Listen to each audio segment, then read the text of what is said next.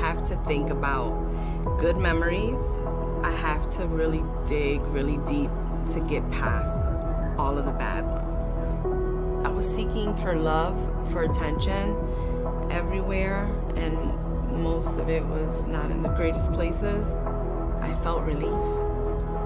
I felt safe, something that I hadn't felt in quite a few years. My life changed after that. I want to try to give hope to the hopeless. God is so good.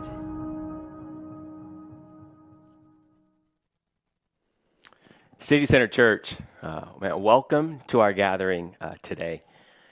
Today we're continuing our series called The Bridge, Discovering the Other Side of Our Stories. Man, I believe that we're all in this moment walking through many difficult things. As we look at the things that are on the landscape of our world right now, it is a crazy, crazy time. And I think we all have a little bit of trauma that we're dealing with. And so when we think about the side of the story that we're on now and where we're trying to get to, it is so hard to get there. Does anyone know what I'm talking about? And so today we're talking about unanswered questions. Man, if you're listening on Facebook or YouTube or in our Zoom, man, I want you to just type in the comments unanswered questions, because I believe we all have them. Unanswered questions like this. Are dinosaurs real, or were they ever real? Come on, there's debates about that. Maybe in the Bible, did Moses actually split the Red Sea? Come on, that sounds crazy. Or maybe you have questions that I have, like Chick-fil-A. Man, I love me some Chick-fil-A. I went there yesterday. It is so good. But why the heck are they closed on a Sunday? Like, it is frustrating. No one's got an answer for it. Well, we kind of have an answer for it, right? God, I guess. But maybe you've got unanswered questions like, man, like, will I ever find my spouse? And we all deal with unanswered questions, but maybe they go just a little bit deeper. And so maybe the question that you're posing to yourself right now is, why is God allowing so much injustice to happen in our world? Maybe right now you're walking around and you're wondering, like, God, why did you allow me to lose? And then just fill in the blank. Man, we've all been there, and I believe we're all there right now, unanswered questions. And so when we think about Jesus being the bridge to the other side of our story, we can't find a way to get there because our questions that we're walking through just don't feel like they're being answered. Maybe in your mind you're wondering, like, God, why do you actually allow bad things to happen? God, why is it that the world is saying one thing about people and you're saying something completely different? Maybe that's a loved one that you're walking through. And so here's the great thing about unanswered questions. We all have them. And even in the Bible, yes, the Bible, there were unanswered questions. There were men and women who asked God the hard questions. And here's what I love about God. He's okay with it. Come on. If you're listening in right now, if you're on Zoom or you're on YouTube or Facebook, just say, God's okay. Like, whatever you walked into this gathering questioning today, it's okay.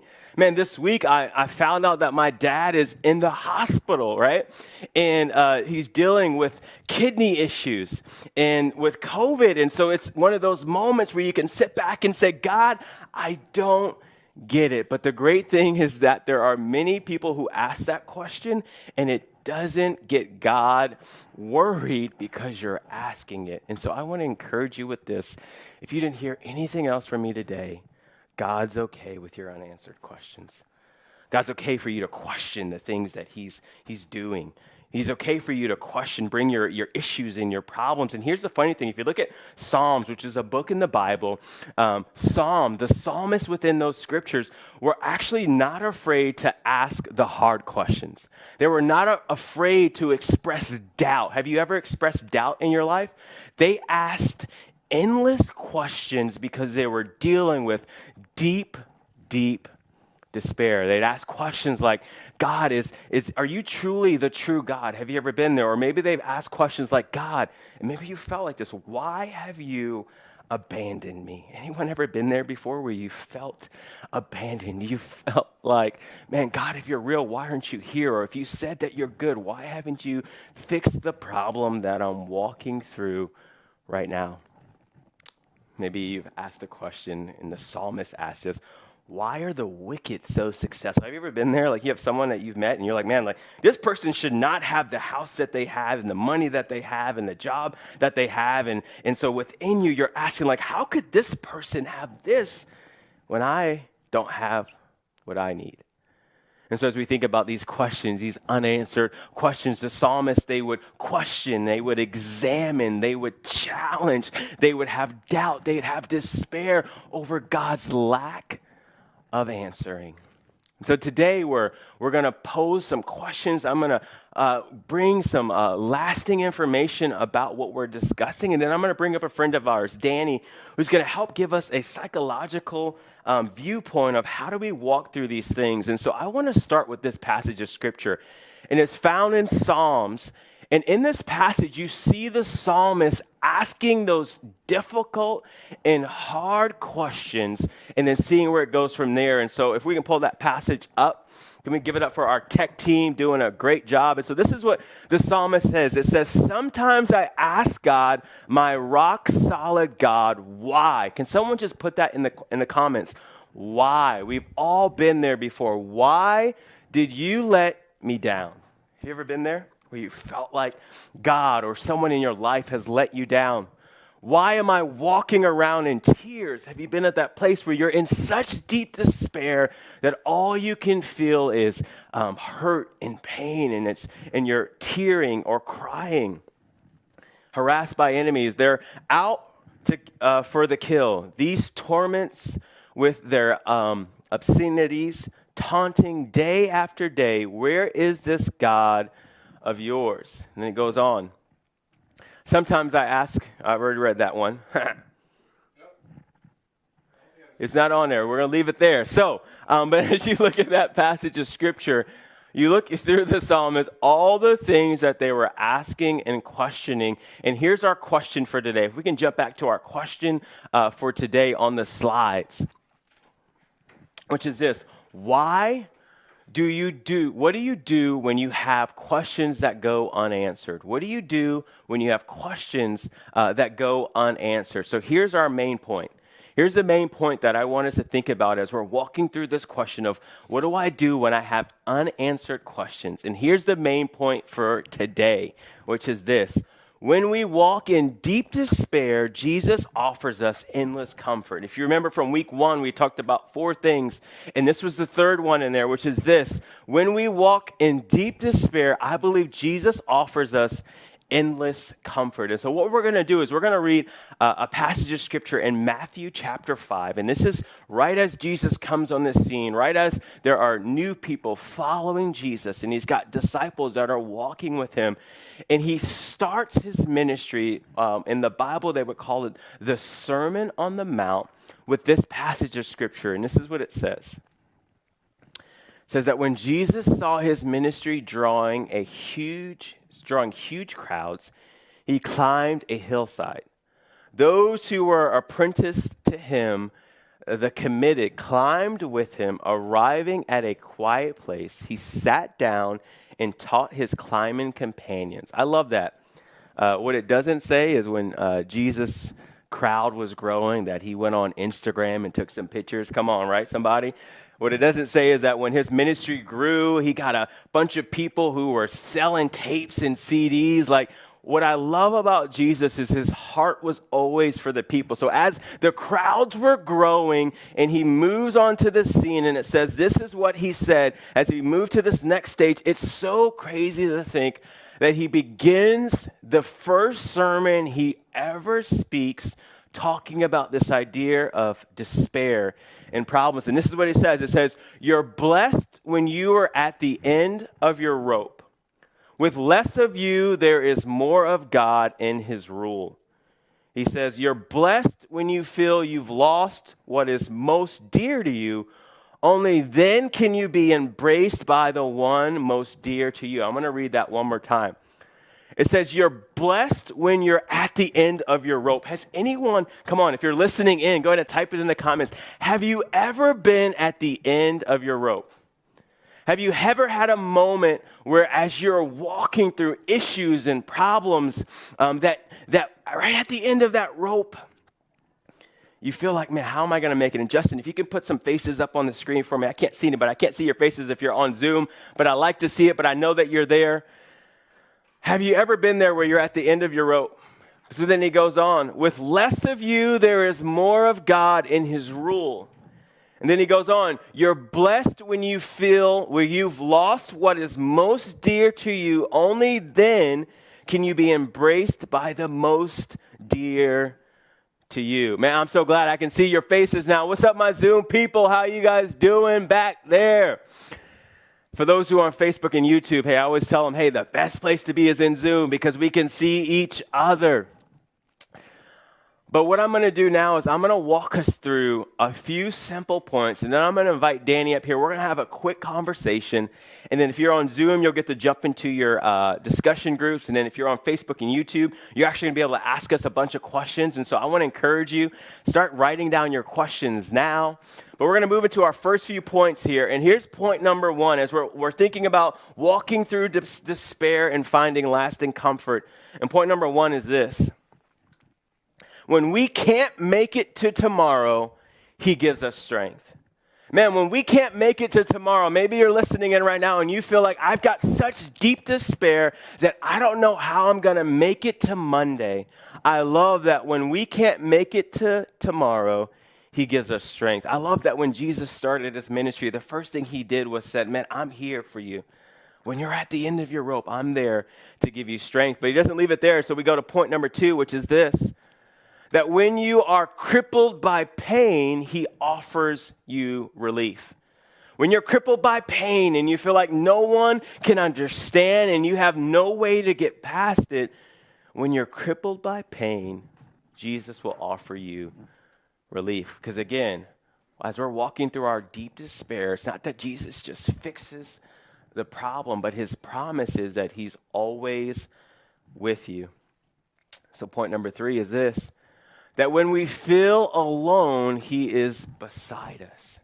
I think when we're walking through deep despair, when you're walking through deep despair and you feel like you're alone and by yourself, what Jesus offers is as you're on your bridge, or maybe you're not on the bridge yet, and you're trying to get to the other side of your story and you don't know how you're going to make it, he says, I'm going to walk beside you. And then point number four is this, that when we need support, he gives us help. And what I love about the help, and I think there's so many times when sometimes maybe we feel like, hey, I shouldn't go to a counselor or I shouldn't use medicine or whatever those things are. I believe that one of the best ways that God helps us, the way Jesus helps us, is he gives us people. Come on, think about times in your life when you've had people who have helped walk you through a deep situation. If you're on Zoom, have you ever had someone who walked with you through a difficult time, right? Maybe you're on Facebook or YouTube and you can remember a moment where you were in deep despair and someone walked you through that moment. And so I'm excited that God gives us people who can help us, right? And so when we need support, he gives us help. So that's friends, family, medicine, counselors. And so what we're going to do right now is I am going to invite up one of our friends. Her name is Danny, and she's going to come up here, and we're going to talk about just despair. We're going to talk about pain. We're going to talk about what does that look like from her standpoint and how she helps people, how she gets to be the voice of God in the hearts of people. And so with no further ado, can we give it up as she comes to the stage? Danny Fitch! Hey. Check your mic. Is your mic working? Can you hear me? Good? Can you guys hear it? Thumbs up if you can hear it. Yeah. Hey, we are super excited that you are here. And she is, as you can tell, she's a little bit shorter than I am. I like to say just vertically challenged. Is that okay? Vertically challenged just a little bit. We're talking about deep despair. Go down a little bit lower to her questions for me. We're talking about deep despair and finding endless comfort. And as pastors, there are times where we could just say, Jesus is just going to fix it. Right? And so then we all know that when I just say Jesus is going to fix it, that means that people are just going to get better tomorrow. Now, Done. what we do know is we serve a God of miracles. Absolutely. Miracles happen. But sometimes God's best way to help us is through people. And Right. so I would love to start from your standpoint. When you think about despair or pain, like what do you think about? Give us some words of wisdom. Yeah, absolutely. I'm going to start by actually just doing a very therapy thing really quick, which is I just want to acknowledge something, which is really important. This is such, and I appreciate you bringing me on for such a lighthearted topic, but I think it's really important just to name really quick, and I say this to a lot of my clients, that when we're unpacking something that's really heavy and has a lot of layers to it, it's really easy to, I think, walk into a conversation and whether you realize it or not, have an expectation that I'm going to walk out of here and I'm going to have that magic formula and everything's going to be okay. You're telling me that if I sit down with you, it won't be just perfect after? No, either? I'd be out of a job. Okay. So, just kidding. One thing that I always challenge my clients with, and I challenge in love, which is at the very least, can you walk out of here today saying, I feel like I have a different perspective of something that I walked in here with, that I was wrestling with? Can you walk out of here with, at the very least, a different perspective to wrestle with and unpack and challenge yourself with? That part of self-reflection and growth, I will tell you, and we can talk about this later, actually leads to deeper healing later on. So the second thing I just want to validate is this word despair is something I think in this last year alone, more than any other year, I have had to walk through with almost every single one of my clients who have come to me in places of saying, I feel like I'm not allowed to feel this way because I don't have a reason to be in despair, all the way to clients who arguably have very good reason to be in a place of despair, but feel like they're wrestling between their faith and finding a sense of healing. So the fact that you are bringing this into, I think, a faith community and having a conversation from a clinical lens and a faith lens is so powerful. So yeah, just want to validate, if you're out there, if you've experienced this in this last year, I will tell you you're not alone. I've had to walk through this with a lot of people in the last year. So let me ask you this. So people are listening in, and I think there's sometimes in our lives where it's hard to reconcile our faith and then medicine, right? So it's like, have you guys ever been there, like where you're like, okay, my faith tells me, okay, God can do anything, but my problems, my chemicals within me are there's effect to it. So how do you help someone that's maybe listening in right now and they're like, man, I'm going through deep despair. Maybe they haven't talked to anyone, or maybe they have that mindset, if I talk to someone, I'm just gonna be fixed right away. But then how do you reconcile that? Because the Bible would say, without faith, it's impossible to please God. And but with that doesn't mean that we can't both have faith and couple that with the people that God has given this gifting to. So how do you have that conversation with people? Oh man, that's gonna take me down a whole. Okay, keep it short. Well, anyone that really knows me knows that one of my biggest hearts is this idea of moving from this place of either or to both and. And as somebody that really grew up in a faith community, I know that for me, dealing with very real trauma, very real depression, and it wasn't like these outright messages that were spoken, but it was almost like this underlying message in church communities where if you're struggling with something like depression, all you have to do is pray, and that's like the magic formula. Yeah. But then what happens is you pray and you're begging God for relief, and then when it doesn't come, the first thing that happens is you feel this overwhelming shame that says, there must be something wrong with me. I must not be a good enough Christian. I must have offended God in some way. And so we either go really deep into this place of shame and pull away from the church, we pull away from getting help. And so just to, again, validate that if you're out there, you're not alone in that. But one thing I know, even in my own journey as being on one side of the couch to the other, in therapy, so to speak, that God is so present in the work that I've seen happen in the room, where I think just giving yourself permission to realize that those messages that were sent either came from a place of fear, they came from a place of misunderstanding or ignorance.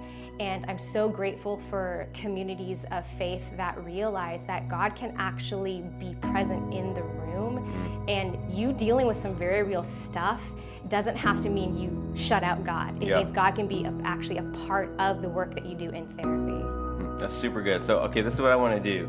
If you're on Zoom, and you've got questions that you want to ask Danny, go ahead and put it in, because what we're going to do, we're going to start doing this where we will cut our live discussion times and we'll post them throughout the week so you have an opportunity to listen back. So go ahead and post some questions on Facebook. Nancy, if you guys want to text me any questions, we'll get them answered during this time.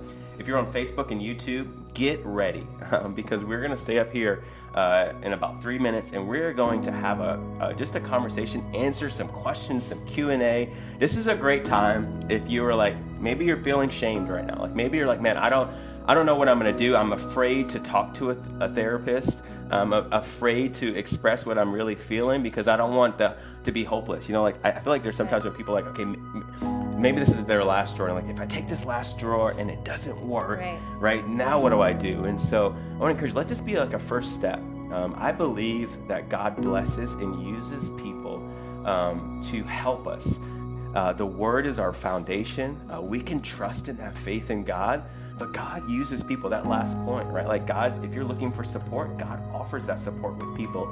So why don't you start throwing some questions in the chat right now? We're going to discuss it. But just so that we give our Zoom people absolutely. just another question, let's go with this one. How does despair affect us? Yeah. You know, and we can hit that a little bit more in our thing. But for as you're listening, like how does despair affect me personally? Like, what does that look like? So I'm going to start actually with, I know that when you first brought up this topic of despair, I think I told you one of the first thing that comes to mind with a word like despair is I think it's really important to actually identify what does that word even mean. And let me ask you something, like if you were to hear the word despair, would sadness be the first thing that came up?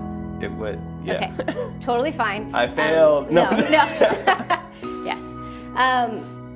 Look, here's the thing. Sadness is something every single one of us experience. It is a very normal human emotion. The difference between sadness and despair, though, is sadness is something that comes and goes. Something causes us to feel sad, but eventually it dissipates, right? We move on, the situation resolves itself, and sadness is going to be one of those things that just kind of come and go throughout our life.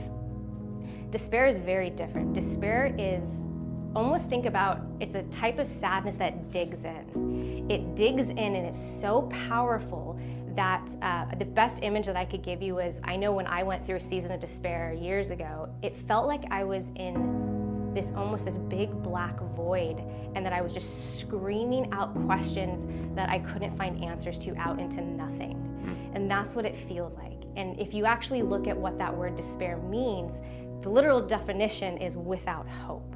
And so being in a place... Let me pause you for a second. Yeah.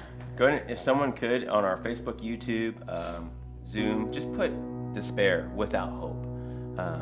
Go ahead, sorry. Oh, no, that's fine. So I'm assuming there's probably more than one of you who have been in that place of feeling like, I'm in a place of feeling hopeless. I don't have any hope, whether it's hope about the future, whether it's hope about my sense of self, whatever that is.